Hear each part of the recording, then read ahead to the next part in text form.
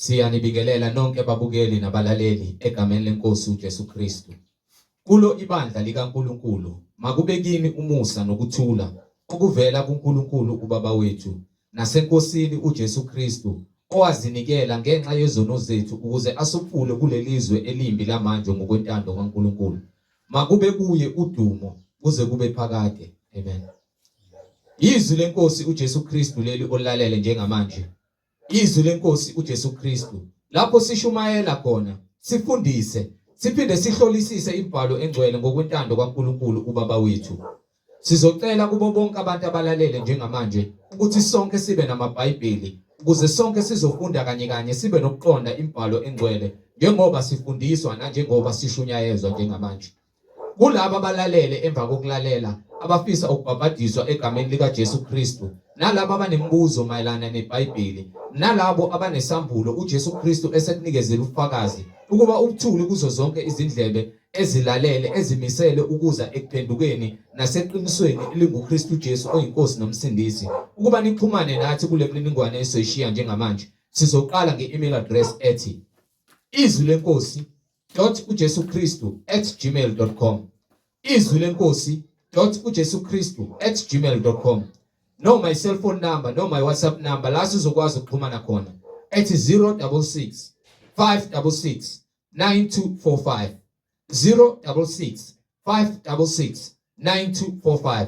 Izintshumayelo zonke nezimfundiso zonke ziyatholakala ku-YouTube lapho ungahlala khona phansi uphethe iBhayibheli lakho ulalelisise uhlolisise ukube ngabe lokhu okuzwayo kuyafakazelwa yini imibhalo engcwele njengakho konke esishumayeza ngakho sifundisa ngakho kufakazelwa imibhalo engcwele iBhayibheli. So ku-YouTube uzosearcha uthi izwi lenkosi uJesu Kristu, ungakhohlwa ukusubscribe, ungakhohlwa futhi nokupressa i-notification button ukuze ngaso sonke isikhathi uzoyithola izimfundiso ezisiholela eqinisweni nasebungcweleni. Ungakhohlwa ukusharisha i-link nezihlobo zakho, ikakhulukazi bonke labo ohlanganyela nabo ngaso sonke isikhathi manihlanganyela nithi namdumisa uNkulunkulu ngomoya nangeqiniso ukuze wonke umuntu ahlolisise imfundiso ayifundiswayo nayiphethe ukube ngabe iyafakazelwa yini izwi lenkosi uJesu Kristu. Sizocela ukuba sigobise amakhanda ethu sivale amehlo sikhuleke kuBaba wethu osezulwini. Baba wethu osezulwini, malingcweliswe igama lakho, umbuso wakho mawufike, intando yakho mayenziwe emhlabeni njengasezulwini. Usiphe namhlanje isikwa sethu semihla ngemihla. Usithethelele amacala ethu njengoba nathi sibathethelela abasonayo. Ungasingenise ekulingweni kodwa usisindise kokubi ngokuba umbuso ungowakho namandla nobukhosi uJesu Kristu inkosi nomsindisi. Amen. Bazalwane, yamkelana umfowethu uMhlengizondi ozobe sihola ngokwemfihlakalo yembhalo umoya ongcwele ekhazimulisa kule ndawo. Siyanibingelela nonke egameni lenkosi yethu uJesu Kristu. Sheshisani nithatha amaBhayibheli sihambisane umoya ongcwele asiholele ekuphileni okunguKristu Jesu. Amen.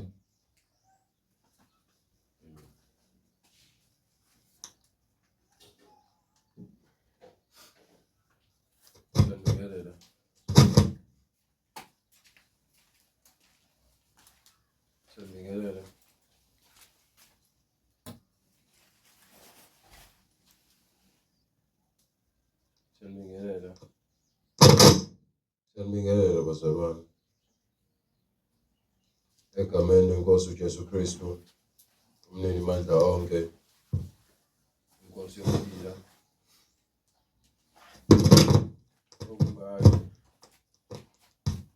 okungayo simile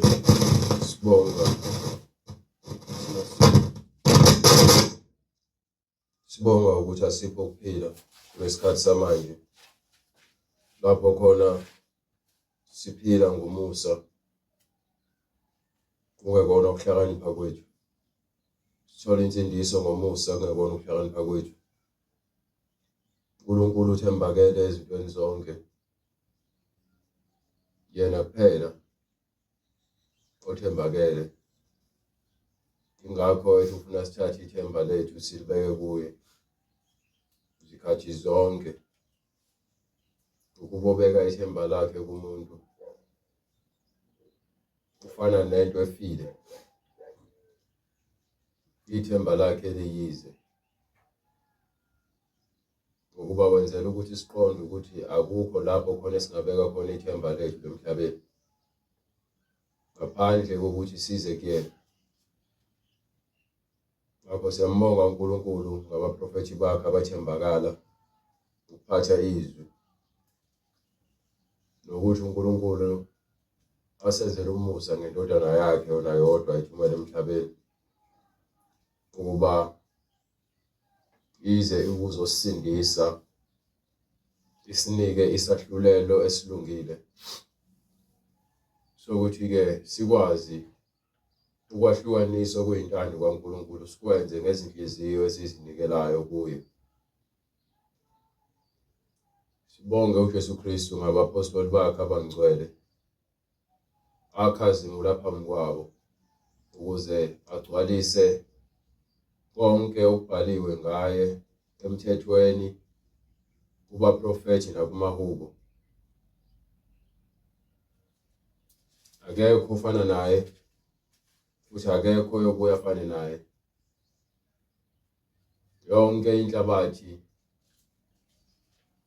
nabantu abaphila kuyo bayinto eyodwa, kepha imphefumulo yonke kaJehova okuyena ofuna ukusinika ukuphila okuphakade, ngokuba ithempeli leli sikulo njengamanje liza kubhidlika, kepha khona ithempeli laphakade elibekelwe bonke abazohamba njengokwentando kaNkulunkulu esiyalela. Uthi akuyona inhloso yakhe ukuthi bonke abantu babhubhe, kepha ukuba beze kuphendukeni. uNkulunkulu usinike izinhliziyo ukuba sikwazi ukwahlukanisa phakathi kokubi nokuhle bese sizikhethela. Akekho ophoqiwe futhi akekho osatshiswayo, kepha uNkulunkulu weqiniso okhuluma zonke izinto ngomoya weqiniso, ngokuba izwi lakhe ilona eligcina lifeza konke akukhulumile. Kulabo abathi bona abasabi bazokholwa ngokubona, nabo ilungelo labo ukuthi bakhulume kanjalo. Kulabo abakholwayo nabo basebenzisa ilungelo labo. So umuntu nomuntu uyazikomelisa yena ekuhambeni kwakhe ukuthi ngabe ufuna ukuhamba kanjani. So le mpilo ikhethayo njengamanje kulomhlaba iyona mpilo oyoyiphila kwangona phakade. Uma ufa noma uphila, ukuba bafa bekholwa bayaphila, kepha labo abafa bengakholwa bafile behamba, nasekufeni kwabo kwesibili bayofa kwangona phakade, lapho khona imphefumulo yabo iyohlushwa okwangona phakade njengokwemisebenzi yabo emhlabeni. Impakamo ayizi nokuthula, iza nokukhala. Ingakho-ke lapho khona lithi iBhayibheli incwadi ezaga lapho khona kubusa inkosi engenakho ukuqonda kunokukhala, futhi-ke abantu bayahlakazeka. USathane-ke kuyiloyo nkosi efuna ukubusa ezinhliziyweni zethu, engenakho ukuqonda, engenakho ukuhlakanipha, engenalo ulwazi, engenakho ukuqonda, kepha unobuqili. USathane akanako ukuhlakanipha nhlobo, uyisiwula, ngoba into yamenza wasuka phambi kaNkulunkulu ubuwula. So into anayo ubuqili, ukusebenzisa amaqhinga ukuze afeze izinhloso zakhe. Izinhliziyo zethu zinjalo, zinayo uSathane. Izinhliziyo zethu uSathane uyabusa kuzona, ukuba imicabango siba nayo engalungile isuke ingaveli kuNkulunkulu, kepha isuke ivela kuSathane. uNkulunkulu uthi usibekele ukuphila uma sizokwenza intando yakhe. USathane ufuna sigcwalise izinkanuko zakhe emagameni okuhlakanipha ukuphila, kepha emagameni obuwula ukufa. bekuthiwa zikhethele ukuthi ufuna ukuhamba nabaphi noma kuthiwa uthola abangani. Zikhethele abangani ofuna ukuhamba nabo. Uba akekho ophoqiwe. Noma bangakushaya abazali bakho kufana nengane noma nomfana nje intombazane umfana. Intombazane siqale ukujola, isifeba, isilala. Isizwe ubumnandi bokuthanda nobufebe. Uma uyishaya ungakwazi ukukhuluma nayo, umenza ukuthi angaboni isixazululo, kepha ukuthi lento uzoyenza noma ngabe kuthiwa akukho phambi kwakho ekufihlakaleni uzokufihlela wena, kepha uzoqhubeka yenze. Kepha uma ukhulumile amagama okuhlakanipha, lawo magama azokumlonda ukuthi angakwenzi loyo nto ngoba uyazi ukuthi izolimaza yena. Kanjalo nomfana uyamkhuluma naye momfice eganga esemdala, ungamshaya kepha ngeke uzumguqule ngoba into ezomphilisa ayikho ngaphakathi kuyena. So isolution ukuthi leyo nto uzoyenza ekufihlakaleni ukuba ikuyena ayikakokhishwa, idemoni-ke linjalo elisuke libambe isifebe noma umqambimanga noma isigebengu noma umbulali, until kuze kufike izwi lokuphila nokuhlakanipha kuyena. Ilapho khona efuqula ingqondo yakhe ngokuba sekufike into ezomshaya ngaphakathi hayi ngaphandle. Lokho kushaya ngaphandle kuzwisa ubuhlungu nokufaka ukwesaba. Ukwesaba uzokwazi ukuthi uphinde ucashele lo muntu omesabayo, kepha-ke uzoqhubeka ukwenze lo. Kepha lokho okushaya ngaphakathi usho uNkulunkulu njengoba abaningi engibathandayo ngiyabasola ngibakhuze. uNkulunkulu udila nomoya kadili nenyama. Inyama uyifundisa ngomphefumulo, kumele wamukele imfundiso nokuhlakani nokuqonda kuNkulunkulu. Ngakho-ke uma siyalwa uNkulunkulu asikhulumi nenyama, ingakho litshela iBhayibheli ukuthi asibambene nenyama negazi, kepha silwa nemimoya. Kunemimoya ehlala ezinhliziyweni zethu mningi, iyasenza nsuku zonke sicabanga izinto ezingahambisani nokulunga. Letha izilingo nekuheka kanye nomoya wempakamo. So uNkulunkulu ufuna ukubulala loyo moya kithi. Ingakho ithi incwadi yamaHubo sahluko 40 kusukela kuverse 1 ungifundele yona. Ngifuna uunderstand ukuthi khona izinto ezidinga wena ukuthi ungandi ngomlomo, kepha uunderstand lokho kuyintando kaNkulunkulu, uhlale kukho ukwenze kona noma ngabe kuthiwa uyeza ukuthi ishisa kanjani indaba ngaphakathi, uzibone ulungile wena ufuna ukwenza okuright noma ukukhuluma okuright, kepha izwi kaNkulunkulu lifuna ukuthi lisebenze wena kuqala ukuze kulunge isimo okubhekene naso noma isimo kusona.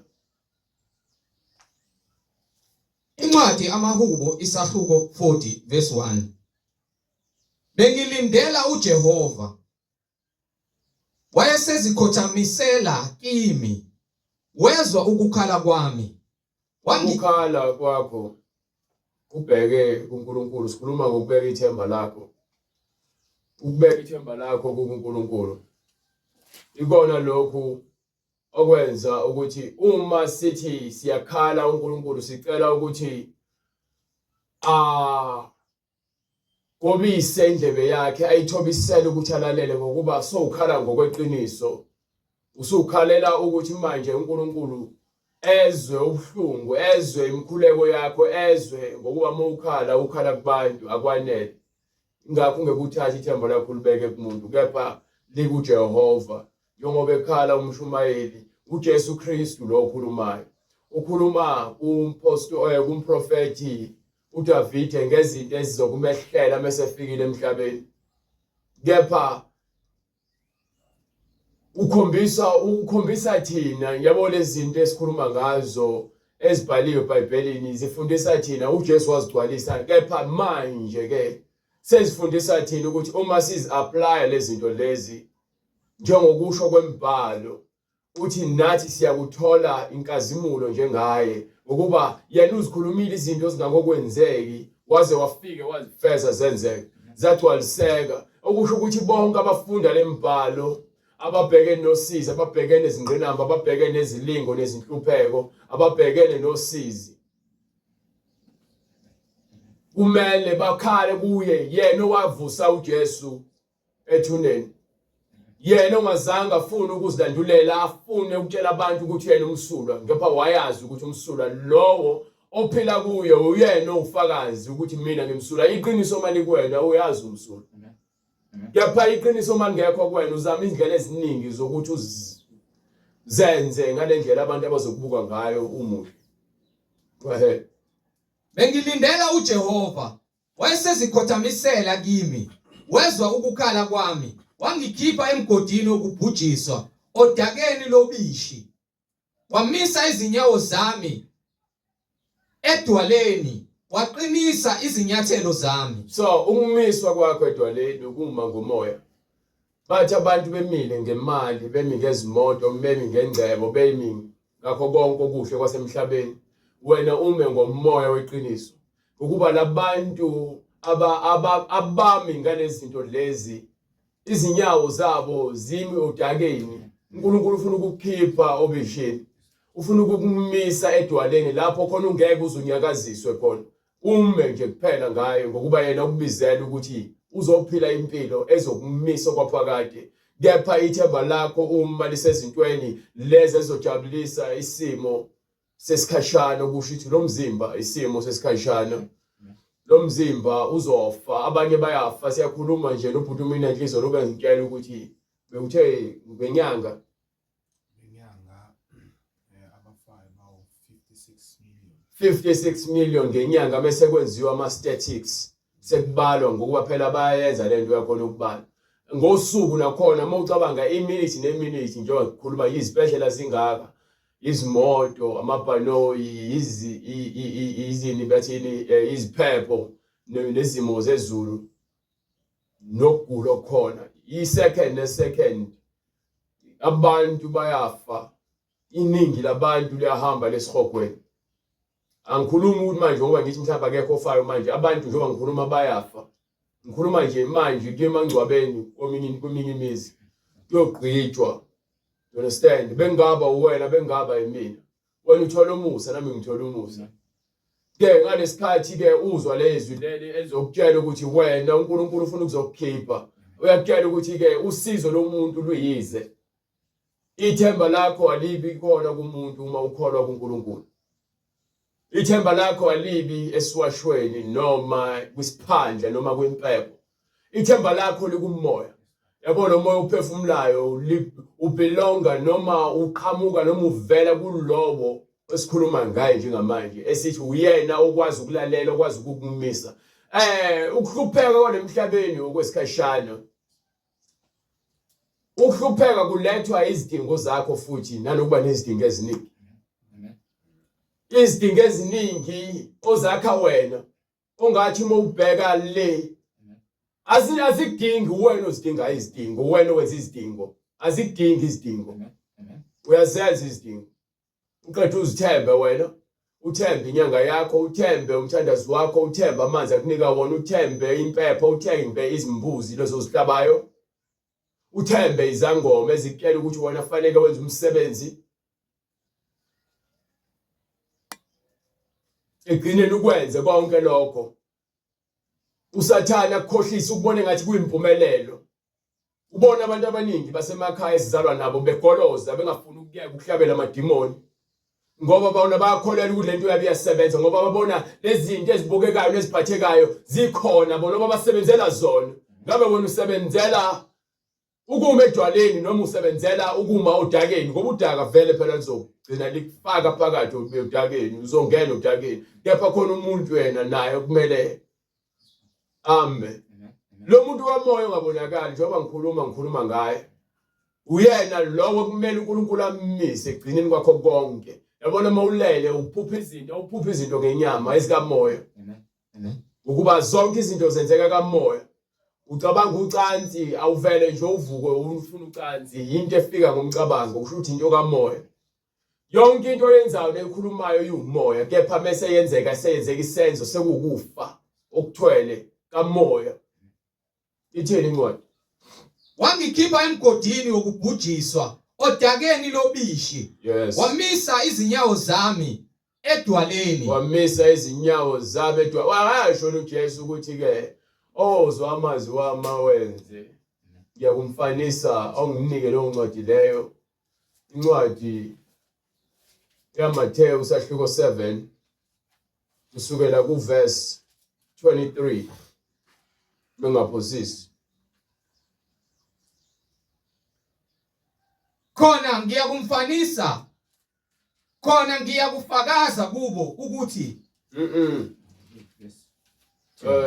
Verse 10, Verse 20. verse 20. Utheni? njalo ke niyakubazi ngezithelo zabo. Othi ngibheke kancane. Awufani ufabu lapho verse 24. Ngalokho yilo nalo owenza lamazwi ami. Ngakho yilo nalo owezwa lamazwi ami awenze. Umuntu ozwa enze amazwi kaJesu Uyakufaniswa nendoda ehlakaniphileyo eyakha indlu yayo phezu kwedwalwa. so umuntu kuze akhe indlu yakhe phezukwedwala fanele eqale ezwe amazwi aqhamuka kuNkulunkulu ayakwazi ukumisa ukuze akhe kuphi ubengeke uvele uzakhele edwaleni because baningi abantu mothi wabhekisisa abathanda ukwakha ezindaweni eziphansi uthola ukuthi ngesikhathi sekufika iziphepho namanzi amaningi bafike kuyibona bazocula kuqala uyasibona izikhukhula ezenzeka la kule bridge abantu bakhe lapha ke imoto yafika manje amanzi asahleli namanje sengathi idamu ama toilet asevele uhalf ibridge lahlukana phakathi nendawo kwafa abantu izindle eziningi zabhedleka you understand so ababakhe endaweni ephakeme bona basinda so lokho ngikufanisa nokuthi umuntu owakhe endaweni esenhlabathini ephansi lapho khona amanzi mefika azofika bhajwe khona noma mekuthiwa kufika izikhukhula zifike zishaye zizofike zishaye bona laba abaphansi amanzi vele aqhamuka adlule kubona laba abahamba abakhe endaweni ephakeme kepha ayobhajwa phansi lapha ya so nomuntu ukozwa amazwi kaNkuluNkulu uyafaniswa kusho ukuthi ke wakhe edwaleni langempela sekukhulunywa ngokamoya ngithi uNkulunkulu kuthiwa uyidwala Yes, Lord. uJesu Kristu uyidwala izincwadi eziningi ziyakuveza ukuthi uNkulunkulu uyidwala so uma uNkulunkulu eyidwala kusho ukuthi ke sikhuluma ngento enganyakazi engasoze yanyakaza lamadwala akhona lemhlabeni ungawanyakazisa yena izintaba ngazinyakazisa kepha yena uqobo lwakhe akanyakaziswa umuntu uyena onyakazisayo Amen. you understand Amen. Layithela imvula, aselithela imvula kwafika izikhukhula, kwavunguza umoya, yalishaya leyo ndlu, kepha kayiwanga, ngokuba yayisekwelwe yidwalwa. so ukuma kwethu thina abantu abakholwayo asimi ngezinto sima ngoNkulunkulu izinto ezibekiwe singathi simngazo kusho ukuthi lezo zinto mezisuswa mekuthiwa ke umiswa imali abantu abaningi bamiswa imali bamiswa impahla zokugqoka bamiswa izimoto bame bona bamile bazibona bengabantu ngoba beqhamuka abantu abaningi babakhothamela bayabahlonipha abantu abaningi emhlabeni bahlonipha abantu abanezinto akamhlonipha umuntu ngoba naku ukuthando lokuhlonipha lungaphakathi kena noma emhlonipha ngoba naku ihlonipha emthando omunye umuntu umhloniphela ukuthi unani umthandela ukuthi unani lemhlabeni lunjalo uthando lweni nabantu uthando lweni liyakhetha ukuthi ke ubani ingakho incwadi yaJakobe ithi ke uma kwenzeka uthi uyakholwa noma niyakholwa nihleli nihlangene bese kuzoqhamuka umuntu ogqoke kahle ofaka iringi bezofika phakathi kwenu oncwadi mongayazi incwadi yaJakobe sahluko 2 lo ncwadi leyo so mefika lo muntu phakathi kwenu bese nithethe umuntu noma nake hlupheka nithi akasuka ahlale phansi ithathe lo ngenayo ogqoke kahle ofake iringi ebizayo nithi akahlale esihlalweni lithi wena niyona nizoni ngokuba nikhetha ubuso babantu so kuyisono ukuthi wena ubone omunye umuntu engcono kunomunye umuntu ngokuba wena ugcina sowuzibona ungcono kunabanye abantu kuyisono ukukhetha ubuso babantu ukuhlonipha omunye umzonke nomunye umbone engcono kunomunye so sifanele ukuthi thina abantu masiphila siphile impilo yokuthi siqonde ukuthi awunakho ukukhetha ukuthi babantu noma kuthiwa mhlawumbe kuthiwa ngiyashumayela mina uma usuklasi omhlonipha kakhulu omunye umuntu ongashumayeli uzomhlonipha kancane wena uthando lwakho nenhlonipho aliphelele akufanele isikhethe ukuthi mina ngingandaba ukuthi umuntu ubani into engiyaziyo ukuthi uNkulunkulu yena akakhethi ubuso babantu into umpostoli Paul ayikhuluma leyo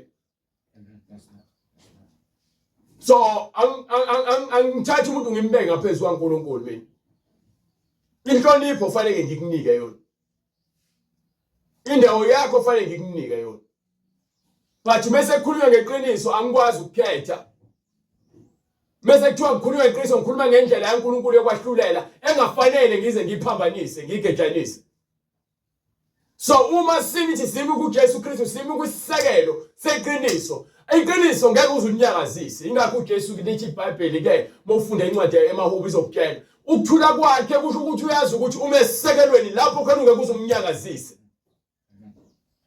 uma ngimi uKristu afanele nginyakaziseke ngenxa yezinto ezongijabulisa manje kepha kusasa ngizozisola waqinisa izinyathelo zami wabeka igama elisha emlonyeni wami wabeka igama elisha emlomeni wami igama lokubonga uNkulunkulu wethu abaningi baya kukubona besabe bamethembe uJehova bese bemethemba uJehova ubusisiwe umuntu obeka ithemba lakhe kuJehova ezwa lento engumayo busisiwe umuntu obeka ithemba lakhe kuJehova kepha uma uzithemba wena noma uthemba komunye umuntu ithemba lakho lifile ukuba lo muntu lo uzofa fana nomuntu othi ke yazi bengizothola usizo kuwena sekuyithemba lami lokugcina ngithembele kuwena ke ukuthola usizo kumina ngizohathi hamba uNkulunkulu hamba uguqakele yilona themba lakho lokuqala lokugcina kuNkulunkulu mina I'm a vain man mina ngiumuntu oyizeleze thiwa usizo lomuntu luyize ngizokusiza manje sengiyazikhukhumeza ukuthi mina lo muntu ke mina ngithemba nabantu mina angifuni noma kuthiwa ke ngikunike iseluleko mhlambe ngakusindisa entweni ngibonga uNkulunkulu udumo lwakhe hayi mina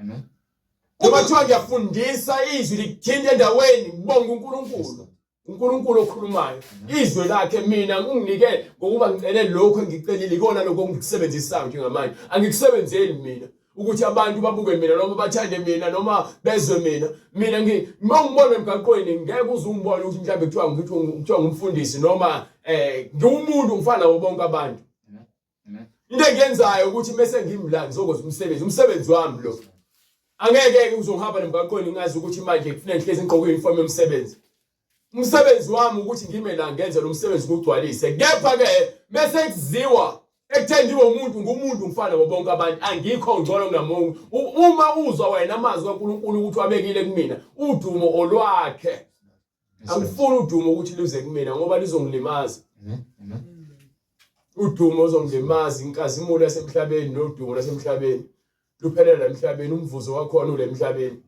ubusisiwe umuntu obeka ithemba lakhe kuJehova so noma ngabe ubani ngempela ufuna ukuthemba noma ufuna ukusindiswa noma ufuna ukuma ongenyakaziswa ngicela uhlale kwisisekelo seqiniso ufuna uJesu ume kuyena uJesu akanyakaziswanga ukuthi babebaningi bemzungezile bemsola azame uzabatshela athi noma kuthiwa ngiyaphendula ngiyanitshela ngeke enze ngidedele ngiyazi lo ngoba uyazi ukuthi inhliziyo zabo vele sezimele ukwenza okubi ongathi ngale sizathu ngizile emhlabeni isizathu sokugcwalisa ukuthi kubanjwa kukho kwahlulela neqiniso alikho kuthina kubantu iqiniso limnandi belizovuna wena mekuthiwa sele against wena so uyaqala manje ufuna izizathu zokuthi uchaze into engekho ngoba yini ufuna ukuthi isithombe sakho noma isithunzi sakho singacekeleki phansi siyini isithunzi sakho ngoba kusasa uzofa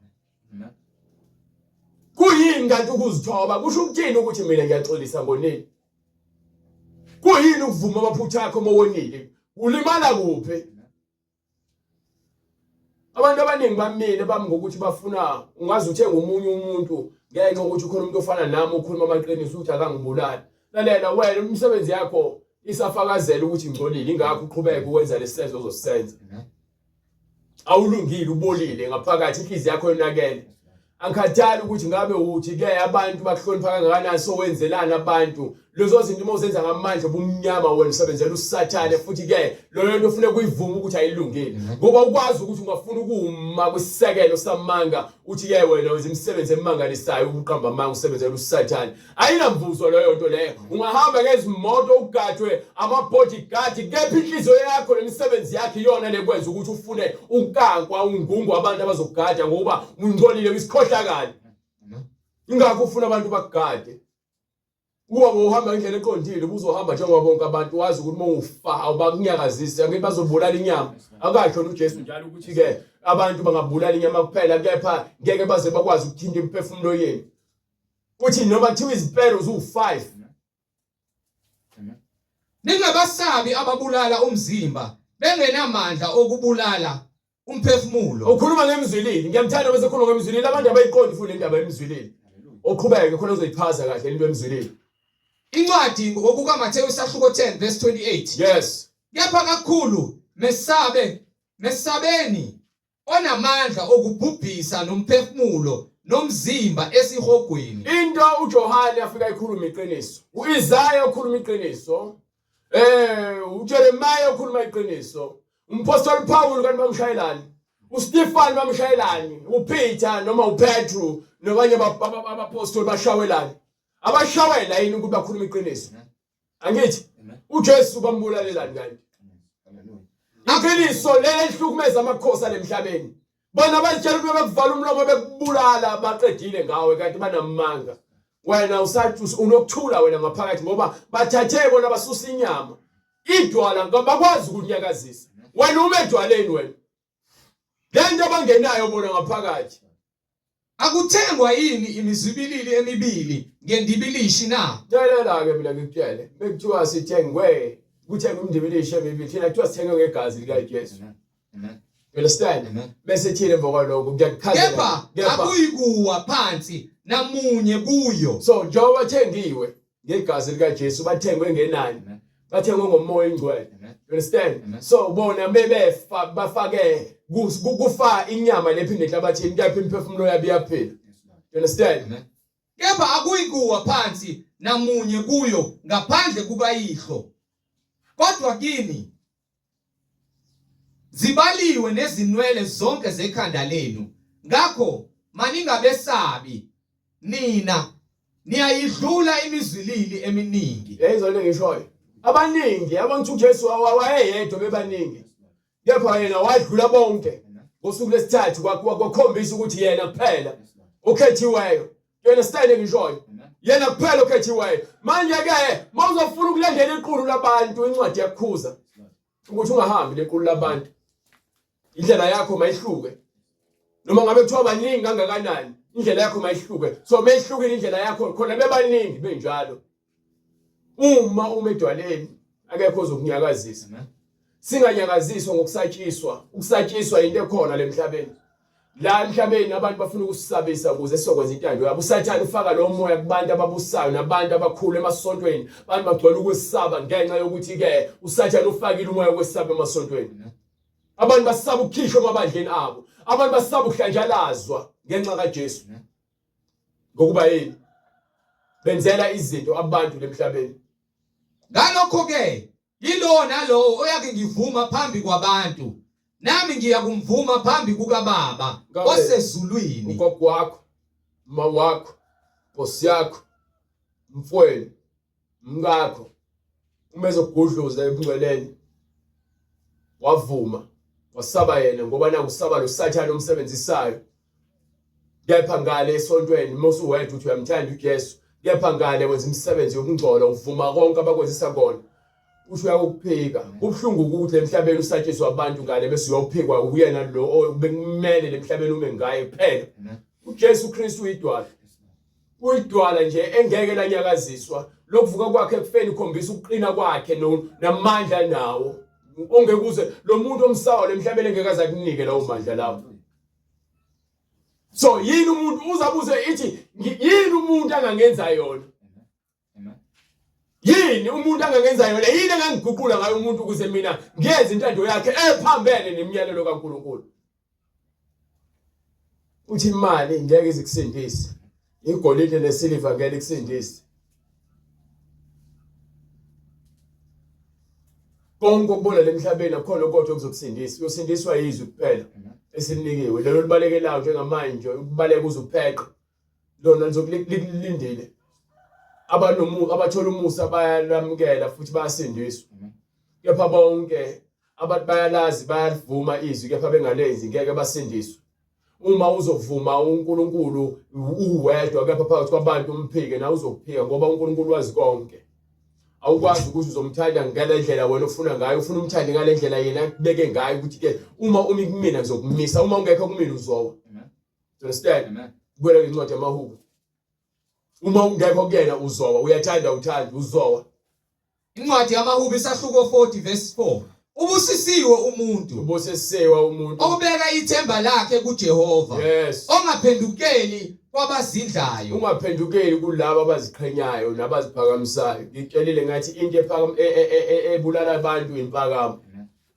nakwabaphambukela emangeni nalabo abathanda amanga Jehova uNkulunkulu wami ziningi izimangaliso zakho ozenzileyo uningi uNkulunkulu akubonakalisile ngamandla akhe ubufakazi bakhe bokwakha izulu nomhlaba ubufakazi bakhe bokuthi ke akhethe abantu emhlabeni abenza abantu bakhe abanzela izibonakaliso kulabo bebewacindezele ukuze akhazimuliswe bamesaba abanika imfundiso epheleleyo nemithetho yakhona kumele bayigcine ukuze babonakale beyisizwe esihlakaniphileyo lokho kufakazela ukuthi yena kuzona zonke izimpi akade bebhekene nazo ubalwele wabenzela izimangaliso wabanika ukudla kwezingilosi wabavulela indlela olwandle wamisa amanzi eJordani kwasebuwela abantwana bakhe bangaphesheya eKhanani ukuze bayodla izwe lesethembiso kepha umuntu namanje akafuni ukuthembeka kuNkulunkulu bonke lobufakazi buyizeleze kubona bonke abantu abafuna ukuzimela nokuthi bancike kubantu abaphakemeyo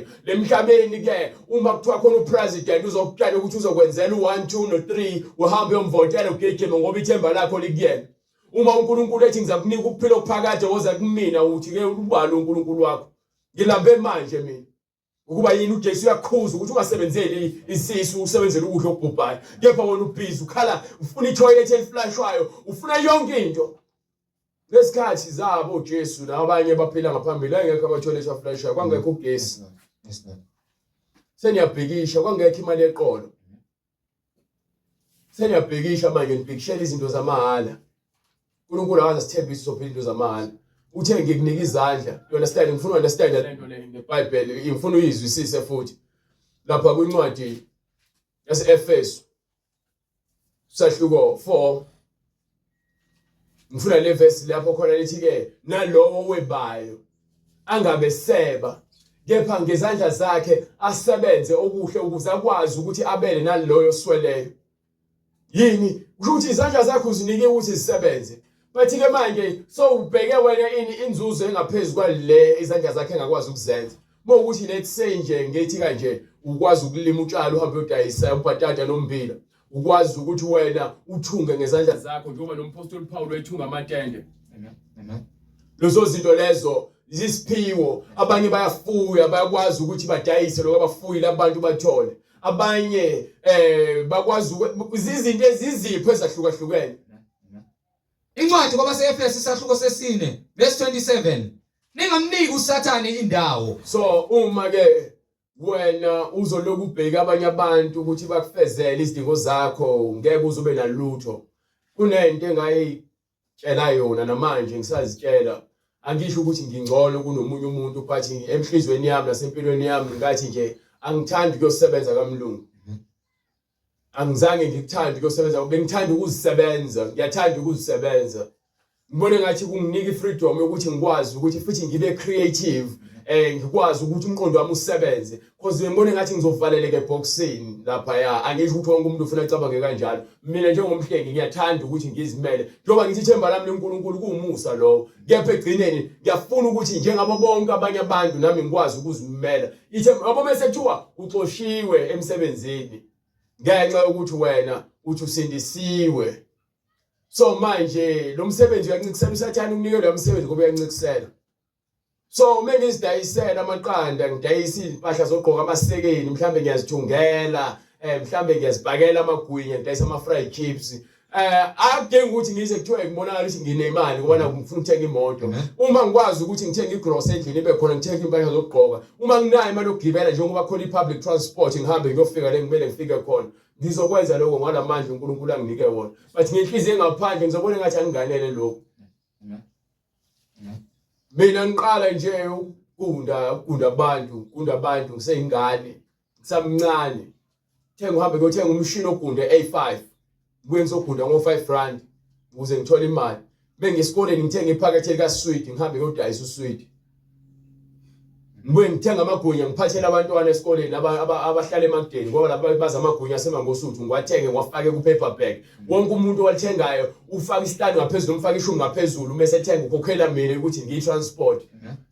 Umcabanga lokho ukuthi ungaphila kanjani ungazange uzuncike uma angikwazi ukucela iNike angikwazi ukucela iAll Star angikwazi ukucela impahla enegama mekuthengwa mekwenzeka khona imali ngithengelwa impahla eyi-second hand izikhini zeshumi kwakuthiwa oBinos okwazona ungenankinga ezinye ezazithungiwe nje ubona nje zenziwele nje abantu abahlupheka njengami angikwazi ukucela ukudla angivule efrijini ngithi khona ijuice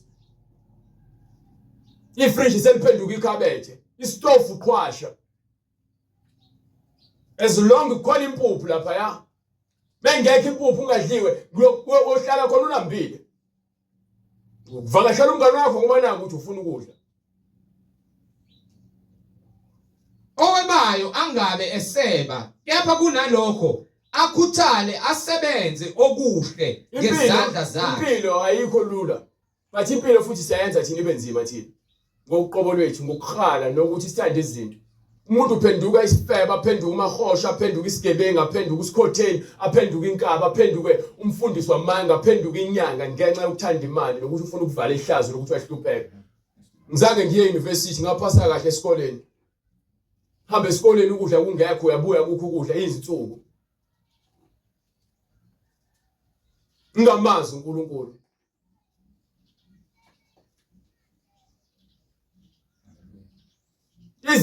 Izinto ziyenzeka empilweni. But impilo ephilile ayidefine ukuthi ubani wena nokuthi wena fanele kube yini. Awukwazi ukublame ukuthi wena ngoba naku kini wakhulu uhlupheka ingakho isigebengu. No, wakhetha uba isigebengu. Ziningi izinto okungaba izona. Akulu umoca shonga kwamlungu awunamsebenzi. Inkinga yakhe ingqondo yakho uyibeka kumlungu lapha nenkampani awuyibeka ngekutheni wena uNkulunkulu ukunika izandla ungazisebenzisi. Nifuna impilo ezoncika entweni. Abasebetshela ukuthi ukuze ube umuntu ufanele ube nesitifiketi uqualify. Baba ema-university akhona but i-university ayikwenzi ukuthi ube umuntu. Mawukwazi uku-afford uthanda uzoya. Yebo baningi abahleli nama-qualifications abo. Abasebenzi. Ngoba yini inkampani sengingenwa nama-internship lawa sengingenwa ngobuhlobo no connection uyakwazi ukwazela umsebenzi. Ngoba yini iqiniso alikho lemhlabeni yakutshela ukuthi iqiniso alikho lemhlabeni. So mozo lokulindile ukuthi wena njalo uzolinda ugovernment ukuthi uzokhipha ama-post uzokulinda ugovernment uzokhipha isethembiso yonke into bakunika ngoba bafuna ukucontrola bafuna ukuthi wena ube ngaphansi kwesandla sabo noma ngabe yini abayibekayo la phansi kwakho uzoyilandela. Zonke izethembiso zabo azinakuphila. Zenza wena ube isigqila nokuthi ulandele imfuno zakho. Ungayigqoka ikipa zepolitiki egcineni ireality ukuthi wena awuyilutho kubona. Ngakho kuthiwa ithemba lakho libeka umuntu umosha isikhathi sakho. Bazakhile lezi zinto ziyisystem lezi zinto lezi. Isystem eyakhelwe ukuthi ke ikwazi ukulawula abantu abakhona. Angivoti akikulangazeleli ukuvota. Ngiyamethemba lo ngidalileyo ukuthi usazonginika amandla nginika izinto ezingifanele uma ukuthi uzoqhubeka ngibekezele ngihambe phambi kwakhe. Kuba konke kuvela kuyena. So uma ngizothatha ithemba lami ngilibeke kumuntu, umuntu akayilutho ufana nami. Amen. Abantu badayisa ngezingane zabo, abantu badayisa ngemizimba yabo, abantu badayisa ngezicucu zemizimba zabo ukuze bathole imali. Abantu bacabanga imali, le khona le ucabanga imali. ngifuna imoto ethize, ngifuna ukuhlala emzini kanje, yonke into uyayiprojecta, lezi dingo uyazenza ukuthi ke wena uma singenzeki isikhathi esithize noma uma ungashadi ngesikhathi esithize, kusho ukuthi uNkulunkulu wena uyamtshela ukuthi kufuneka izintando yakho isikhathi sakhe esifuna uwena. Uzomthemba kanjani? Ngoba ningibayeze esontweni bazokhuleka ukuthi uNkulunkulu ngifuna ngigcinele lo muntu wesifazane angahambi. uNkulunkulu ngifuna noma into angahambi, yebo angahambi. Kepha uNkulunkulu akakunikanga yena. Ngifuna ngigcinele lo mkhwenyana wami angahambi. Lo mkhwenyana wakhe akakunikanga yena. Kuba kwakuyena wayezofika ngamandla kaNkulunkulu, wazomkhulekela uNkulunkulu akunika. Umsebenzi onawo wawugwazela. Wayela wokhuleka. Kepha manje igcinele ukutholanga ngendlela uNkulunkulu asibela kunike ngayo. uNkulunkulu besazokulindisa isikhathi akunika umsebenzi okufanele ngesikhathi esifanele ofanele wena ozofika ufishe uthi khaxa. Bathi ngaphandle kokulinda nangokubekezela wahamba wena wagijima wafuna uconnection, wawugwazela umsebenzi, waqambela amanga umsebenzi unawo. Noma ungathi unikwe uNkulunkulu namanga akakunikanga. Uma kuukuthi wena uzodela ubungcwele bakho ngenxa yezinto zalemhlabeni, uJesu uthi ke uma umuntu umezofuna ukungilandela makadele uqobo lwakhe yena. So uma lithi iBhayibheli umuntu wesifazana akamboza ikhanda lakhe, wena ubone ukuthi ke emsebenzini bathi ke noma ngigqoke isketi, bathi wena gqoke iblue nesketi esifishane, wena ubone ukuthi kulungile lokho uzithola imali, wena udayise umzimba wakho, udayisela uSathane, usayine phansi. Usayine phansi wena. Uma kuthiwa emsebenzini ukuze nijabulise ama client, fanele nipende ubuso nizenze. Fake nenwele zokufakelwa. Wena uyakusayina phansi lokuthi uyavuma uzokwenza, wena uzoba ingxenye yalento le. Dayise umphefumulo wakho usabhilonga ugesi ngisho ngayisontweni onikela ngalo mali oyiholayo, wena ubhilonga kuSathane. Thatha imali yobunja uyifake esontweni. Ngoba yini sidayisa izimilo zethu, sidayisa ukholo lwethu, sidayisa ubuntu bethu, sidayisa isithunzi sethu ngenxa yezinto ezinjabulo esikashana.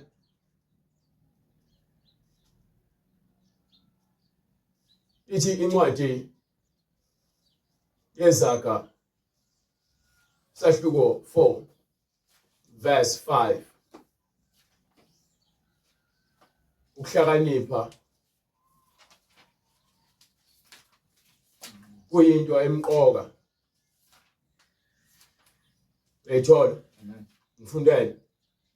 Zuza ukuhlakanipha. Zuza ukuhlakanipha. Zuza ukuqonda. Uzuze ukuqonda. Ungakhohlwa, ungacezuke emazwini omlomo wami. Ungasuka emazwini iningi lethu uthecezukile ngenxa ujabulisa nje abantu abaseduze kwakho, wacezuka emazwini kaNkulunkulu. Yebo usathi uyakholwa wena, kepha ucezukile emazwini akhe. Inkinga ukukholwa, yebo ukukhona, kepha inkinga yakho usukile endleleni, emazwini akho usukile. So manje sekuyigama ukuthi uyakholwa, inkinga wena udinga ngale endleleni, udinga namazwi akhe awuhambe ngawo kuphela.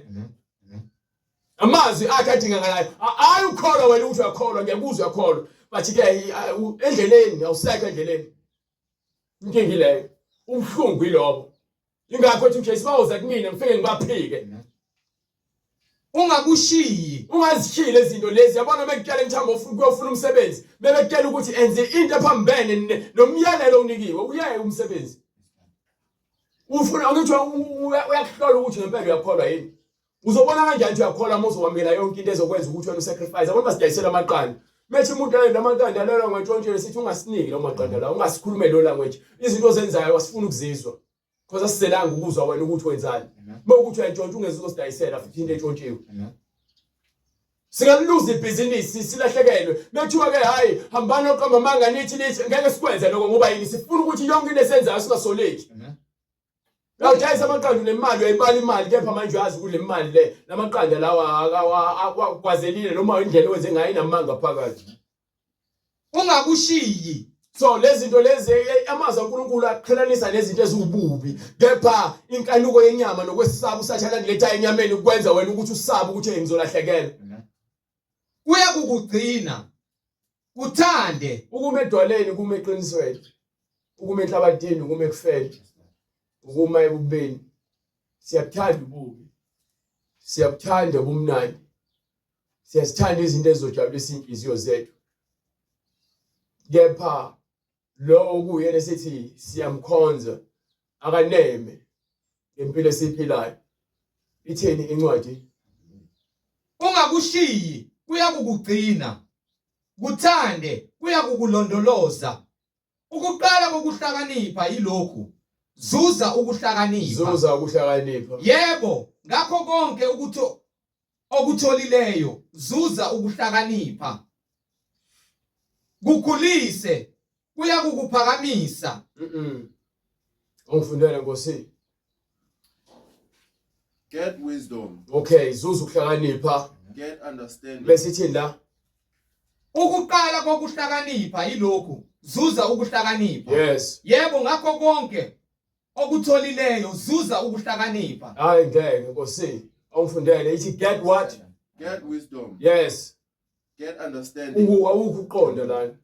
Awukho uqonda lana. Get wisdom. Thola ukuhlakanipha bese uthola uqonda. Kukho konke okutholayo uthola ini? Zuza ukuhlakanipha.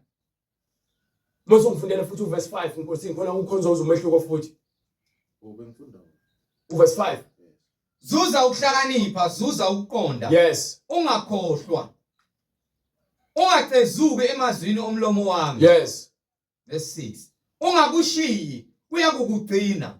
Ukuthande kuyakulondoloza. Verse 7. Ukuqala kokuhlakanipha yilokhu. Zuza ukuhlakanipha. Awungifundele lapho. Wisdom is the principal thing. Awungifunde la. Ukuqala kokuhlakanipha yilokhu. Wisdom is the principal thing. Ukuhlakanipha kuyinto emqoka. Le Bible isho njalo King James Version ngesingisi. Wisdom is the principal thing. Lesizulu bagejile. Bathi ke yini? Ukuqala kokuhlakanipha yilokhu. Hayi ngeke. Wisdom is the principal thing. Ukuhlakanipha ukuhlakanipha kuyinto emqoka. Therefore, Ngakho ke get wisdom. thola ukuhlakanipha. And with all thy getting, Kukho konke okutholayo. get understanding. Thole ini? Get understanding. Lana ithini? Ithile ikhuluma ngokuhlakanipha kuphela iBhayibheli lesizulu. Uqonda ekufaka. Bathi ngikho lapho ngiyanivezela nje ukuthi le Bible lesizulu nje lihlangazeke kanjani. So iBhayibheli lisiza ekutheni siqonde izinto ezibalekile. Kumusa kaNkulunkulu ukuthi ngikwazi ukuthi ngilithole iBhayibheli lesingisi, ngikwazi ukulifunda, ngiliqonde, ngiphinde ngizothola lesizulu, ngiphinde ngilazi ukuthi lithini ngaphandle ukuthi libe khona phambi kwami ukuze mase kukhulunywa into wrong ngalo lingekho lona kukhulunywa ngelesizulu ngikwazi ukuthi ayikho lonto leyo. So kulama translation noma kulesichasiselo ezikhona zesizulu kakhulu kulama Bible akhona kuningi okugegisiwe noma okuphambene nale Bible lokuqala lasanikwa lona ngesingisi King James Version kusukela kwisiHebrew nakusiGreek. So into engidila nayo ukuhlakanipha ukutheni ukuhlakanipha kwakho makunganciki kumuntu.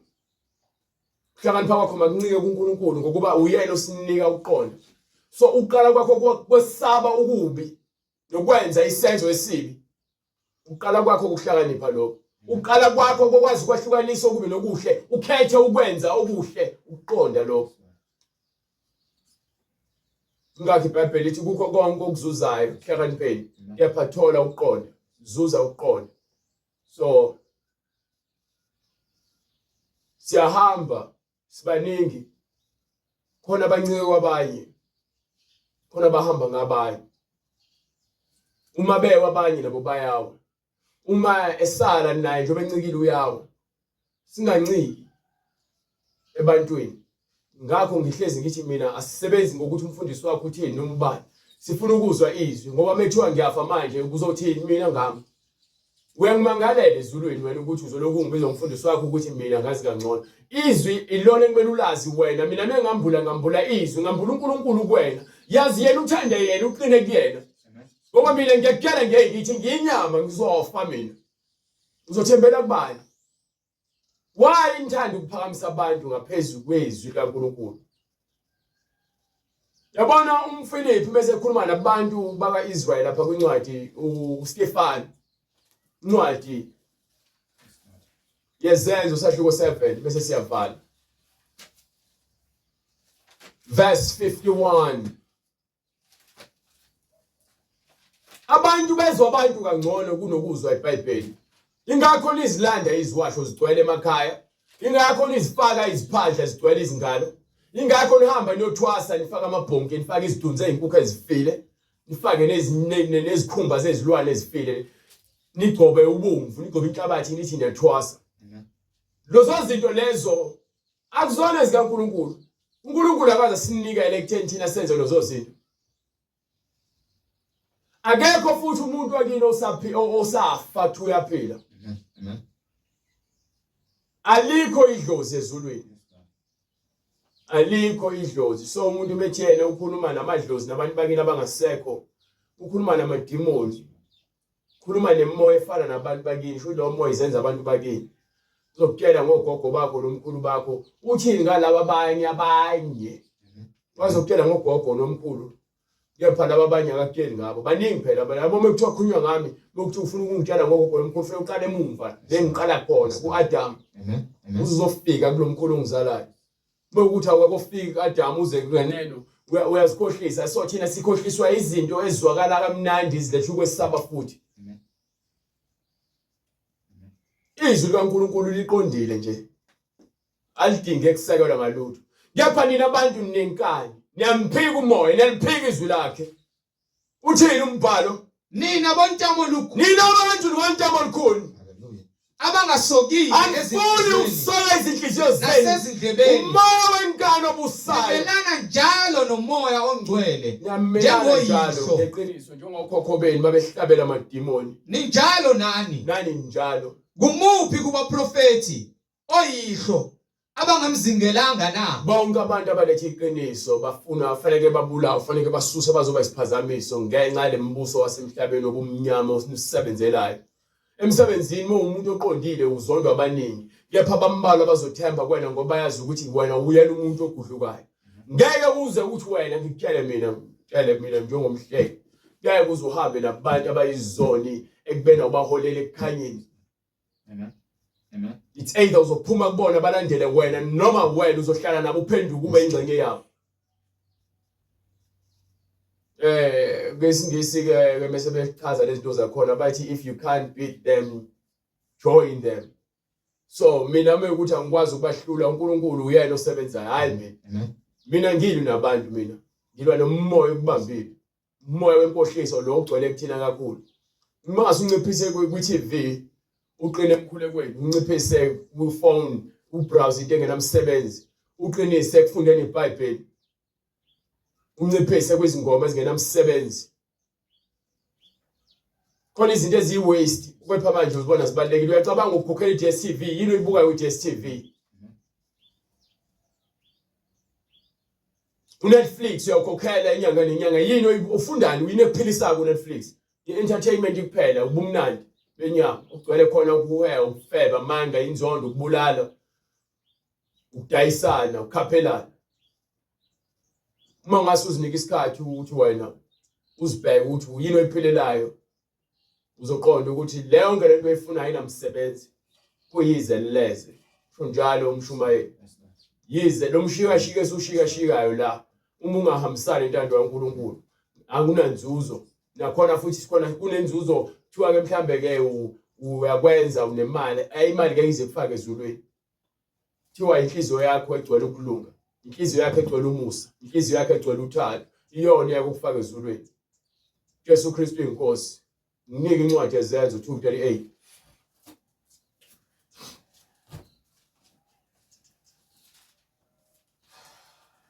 Sebekuzwa bahlabeka enhlizweni bathi kuPetru nakwabanye abapostoli, madoda bazalwane, siyakwenze njani na? Bazalwane yini siyakuyenza? Uma ufuna ukwazi ukuthi yini ekumele uyenze usubuza lo mbuzo lo. Lithini iBhayibheli? uPetru wayesethi, phendukani. Nami ngisho the same thing esho uPetru, ngisho njengoba eyisho naye.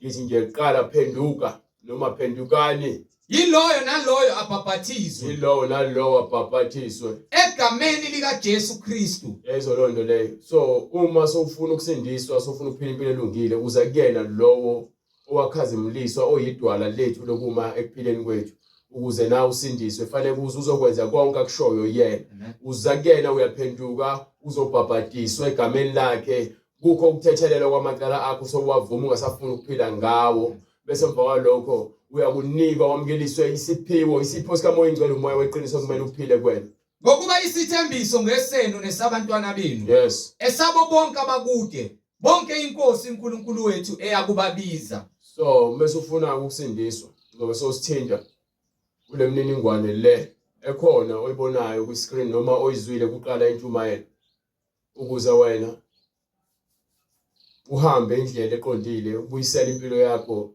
ezandleni zikaNkulunkulu oyidwala lakho eliza kukumisa ukuba ufuna ukukhipha obishini lwesihogo lapho khona uzohamba khona uyosha usho kwaphakade ungasekho ukuthethelela intethelela ikhona lemhlabeni. So siyasho ke lokhu simemezela kubona bonke abantu ezizweni zonke kuba abantu mabaphenduke bamkele uJesu bathole insindiso ukuze baphile impilo yaphakade esiyabelwe uNkulunkulu kwasemaphakadeni nangaphambi kokusekelwa komhlaba impilo yobungcwele uJesu Kristu inkosi. Siphinde futhi sibonane ngokuzayo uNkulunkulu evumile ngamandla akhe uTuminene osomkhuleko. Baba uNkulunkulu namandla Nkosi ngcwele. Siyathoba Nkosi emini. Sisithoba phambi kobuso bakho uNkulunkulu namandla sibingelela Nkosi. Siyabonga Nkosi namandla umusa nothando Nkosi. Wethembekile uNkulunkulu wethu. Siyayibona Nkosi namandla imisebenzi yakhe emihle etholakala ezwini lakho ngokuba izwi lakho Nkosi liyaphila futhi linamandla. Siyayibona Nkosi inkazimulo yakho ivela Nkosi embhalweni yakho. Imbhalo yakho ke uNkulunkulu engcwele ikhuluma indaba eyodwa Nkosi. Ikhuluma indaba yomngcwele Nkosi namandla ukuthi siphila emhlabeni Nkosi namandla. Kukho konke okukhona Nkosi engcwele kepha okubaleke nakho konke ukuba sibe ngcwele. Ngokuba ikona Nkosi namandla ukuthi kuyothi noma Nkosi lendlu ehlala kuyo Nkosi noma sekufika isikhathi uNkulunkulu namandla sokuthi inkosi lendle ehlala kuyo ukuba ibhidlizwe Nkosi ikona kumngcwele kuyenza ukuthi Nkosi namandla sikwazi baba ukuthi sibe qualified Nkosi ukuthi siphile nawe siphile inguna phakade bekunani ke Nkosi namandla ukuthi sishiye Nkosi impakamo bekunani ke uNkulunkulu engcwele ukuthi sishiye konke lokhu okwasemhlabeni Nkosi namandla okuyinzuzo kuthina kepha Nkosi namandla okuyizeleze. Siyacela Nkosi namandla umusa wakho, siyacela baba uthando lakho, siyacela Nkosi uqhubeke njalo Nkosi ube nathi. Siyacela uNkulunkulu engcwele singaqinisi baba inhliziyo zethu. Lithi izwi lakho nina niqinisa inhliziyo kanjengoba okhokho benu nomkhulu benu bonke Nkosi namandla laba sebadlula Nkosi namandla baba ngalaleli Nkosi engcwele bengenza intando yakho uNkulunkulu namandla.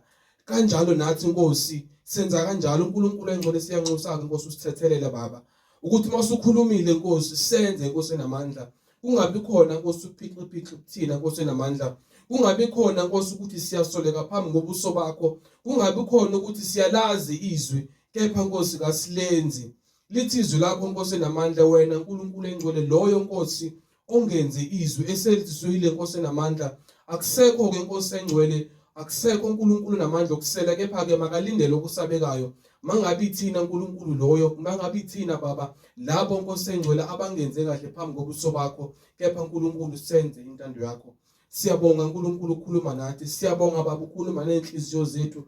Izwi lakho uNkulunkulu engcwele malitshaleke enhlizweni zethu lithele baba ithelo uNkulunkulu engcwele sihambe Nkosi emhlabeni ngoqotho. Sihambe uNkulunkulu engcwele ekhanyeni Nkosi namandla ngokuba lisho njalo izwi lakho lithi thina Nkosi siukhanya Nkosi namandla. Siyacela ke baba amandla ukuthi impela Nkosi njengoba usho ukuthi uma umuntu Nkosi ekhanyisa ilight Nkosi uyibeka lapho khona wonke umuntu ezobona nathi Nkosi imisebenzi ethi ibonakale Nkosi wonke umuntu Nkosi abone Nkosi imisebenzi emihle lidunyiswe igama lakho. Siyabonga mighty Lord, siyabonga Nkosi uJesu, siyabonga Nkosi yamakhosi. Impela Nkosi wena ugcwele umngcwele, impela Nkosi uyinkosi noNkulunkulu enkazimulo. Udumo lonke ke baba malube kuwe Nkosi namandla. Sekuthobela sekubonga egameni namandla likaJesu Kristu siyakhuleka, amen.